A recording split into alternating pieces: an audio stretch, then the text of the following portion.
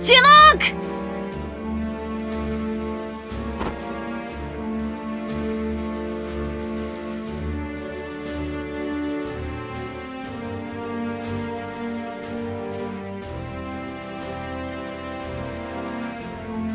休め。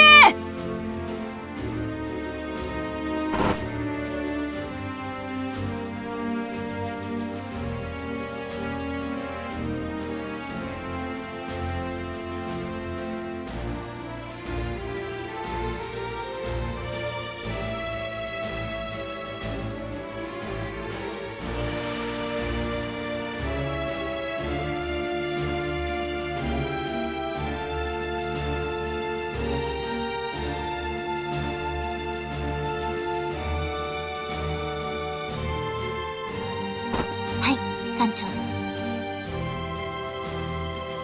この艦の副長である専任将校スティアノール中尉である。ウルディアーナ乗組員総員43名、バンリート艦長以下、士官は次の通り。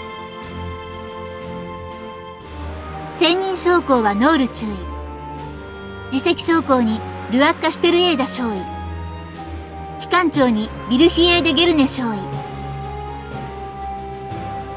専任下士官は次の通り。航海長にリノバーデ航海兵曹長、小班長にサフィーヌ・クリッツェン上等小班兵曹。ディーゼルエンジン機関はゲルネ少尉が兼任。電気機関はリリ・クルプケ一等電気機関兵曹。以上4名が指揮に当たる。ただいま一蓋〇〇字をもって第9潜水艦隊所属潜水艦ウルディアーナは予備戦線に参加する。作戦名はミステルタイン作戦である。